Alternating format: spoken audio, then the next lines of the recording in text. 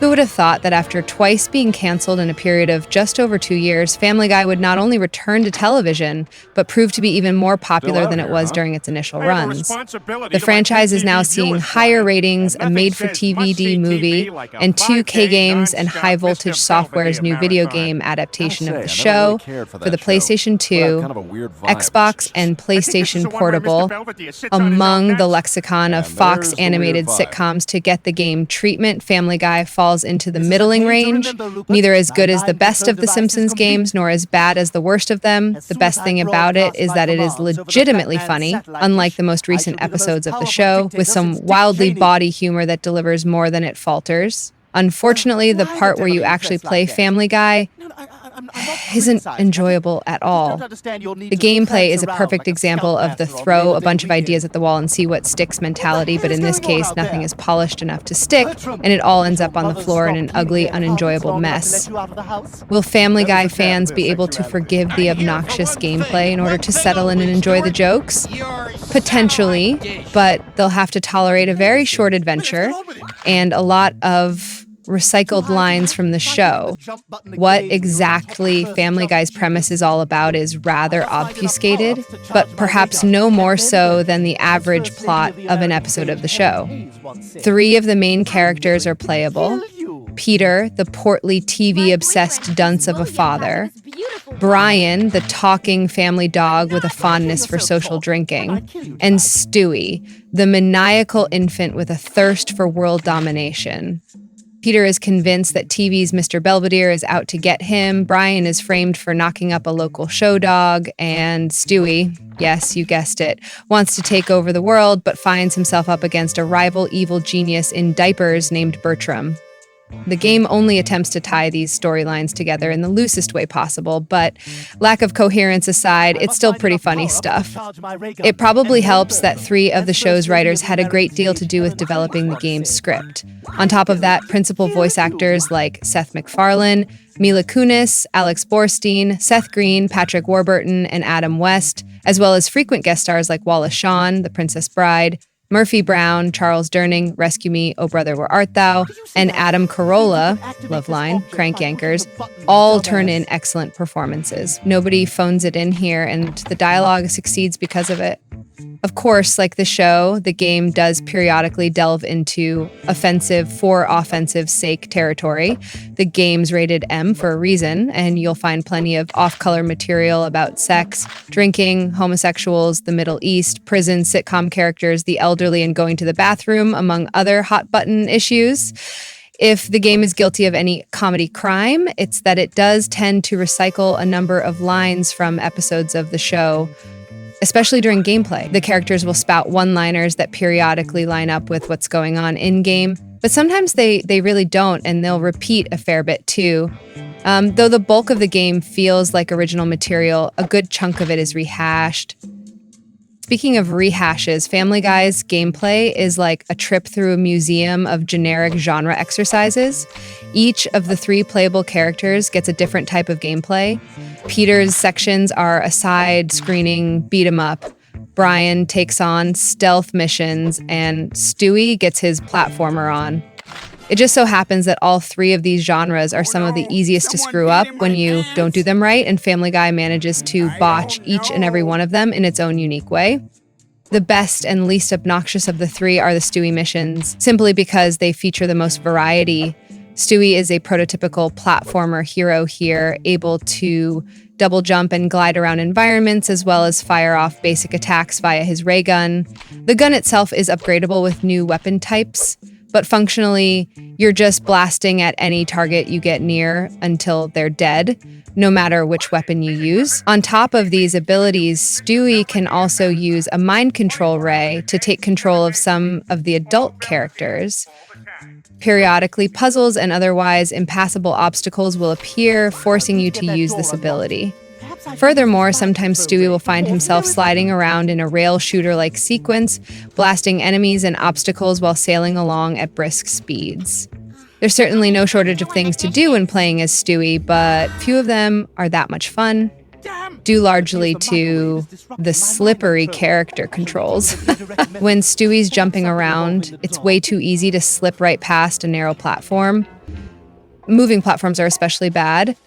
This leads to a lot of situations in which you'll be jumping up long series of platforms only to end up falling all the way to the bottom again because you couldn't quite control Stewie's jumps properly.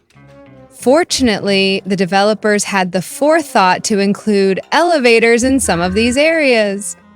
Peter's beat-em-up portions are markedly worse, though you can earn new combo moves for Peter over time, like headbutts and leg sweeps. There's just about no depth to the combat beyond the fact that some enemies are impervious to certain attacks for some odd reason. Soccer moms, for instance, are immune to kicks, whereas kids are immune to punches. Sure, why not? Periodically, Peter can pick up objects in the environment to throw at enemies, but largely he's just running around attacking wildly at periodically unmanageable numbers of enemies. For some reason, the game tosses enemies in bulk at you while keeping health power-ups relatively scarce, though many of these enemies can be dispatched relatively quickly. Some of them require combo moves that take a few button presses to pull off and basically force you to get hit at least once or twice before you finally kill them. Between the button-mashy combat and weirdly off-kilter difficulty, these sections are not fun at all.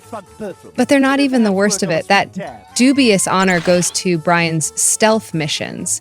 Imagine, if you will, the most base-level stealth scenarios imaginable. A few hiding spots, a few enemies wandering around in specific patterns that you have to avoid, periodic arbitrary objectives that require you to run to one spot or another before you can finally head for the exit, and a whole mess of trial and error. Brian is forced to sneak around a number of places, but the functionality is always the same. Don't get spotted, or you start the section over again. And you will start it over again many, many times. It's not that there's anything necessarily broken here. It's just that figuring out the patterns of enemy movement takes at least a few tries, and even after you figure it out, sometimes enemies that seem out of range will inexplicably see you. Other times you'll bump right up against an enemy for a second or two, and they won't spot you. Actually, maybe these missions are a bit broken. You'd think these 3 gameplay types would be enough, but no, the developers threw in a 4th one: mini games. You know how on the TV show the story will frequently cut away to a brief, only marginally related scene involving some bit of ludicrous dialogue? Well, High Voltage found a way to fit these into the gameplay. That's right, non sequiturs are now a gameplay mechanic. These little mini games work the same way. Someone will make some reference to something weird, and suddenly the game will cut away to a totally new screen. You'll be given a quick countdown timer and be forced to figure out on the fly what you're supposed to do. Of course, these actions are rarely very complex, usually just involving some timed button presses or quick target shooting, but a little more initial explanation of the game before you're launched into it might have been good. Beyond the excellent voice acting, the overall presentation of Family Guy is quite strong. The graphical look of the game is very much in tune with the show's animation styles.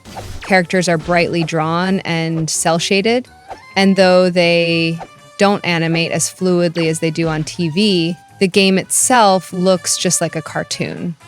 Unfortunately, there are a few visual flaws. The camera has a bad habit of hiding enemies when playing the Peter and Stewie sections, a problem made worse when playing as Stewie as you try to use the target lock button and find yourself aiming off-screen at no immediately discernible enemies. The frame rate also tends to chunk up a bit, especially on the PSP version of the game. After a level has just finished loading up, it drops into single-digit territory there. However, beyond that issue and that of some significantly lengthier loading times, the PSP version looks and plays just like the console versions. By all accounts, a video game that wants to take a comedic slant should be fun to play first and funny second. Family Guy gets that backwards and suffers because of it.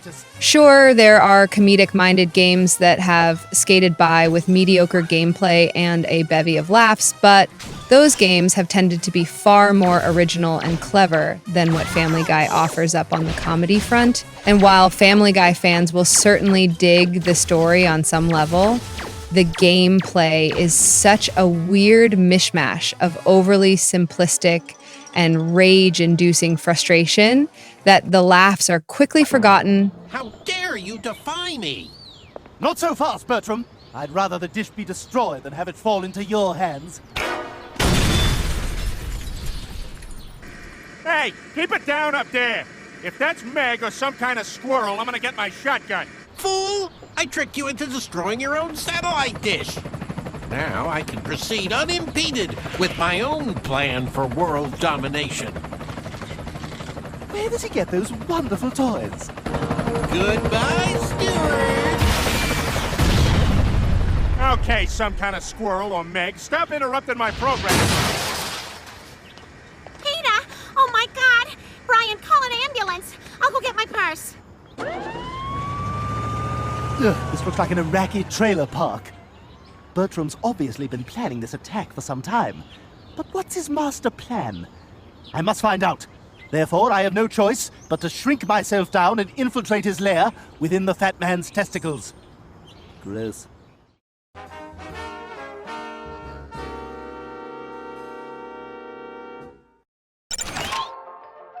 You know, I have to come out to this hospital so often. They should name it after me.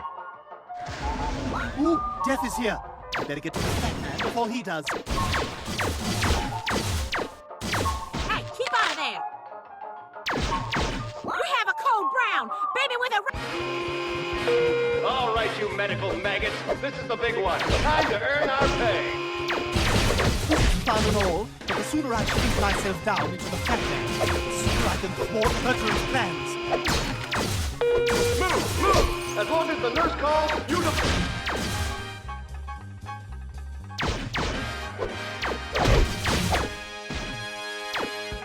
Dr. Collins to the morgue. One of them's not dead.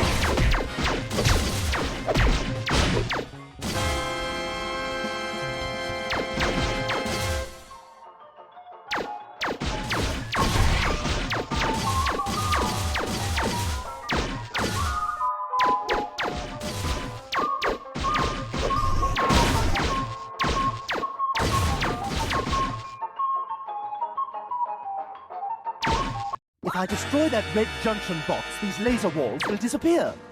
So there's that.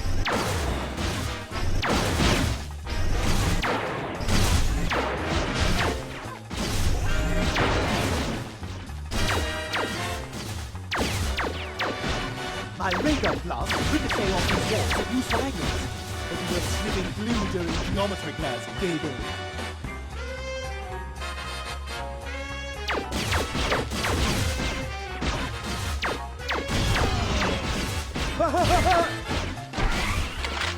This is not a drill.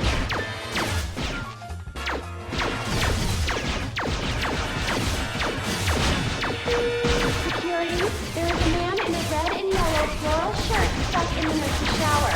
Security to the nurse's shower, please.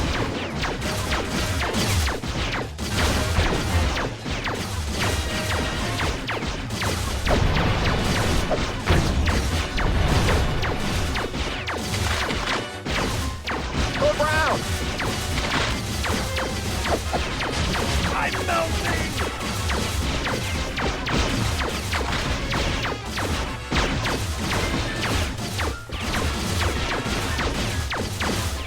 When does a baby get a ray gun?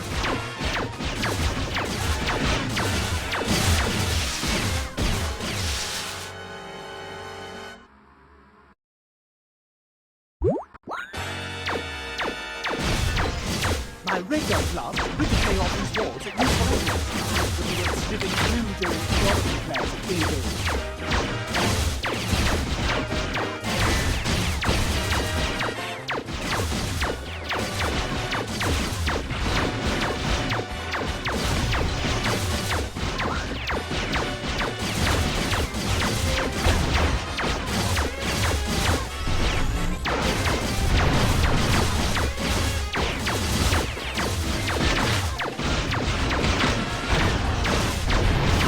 This is not a drill.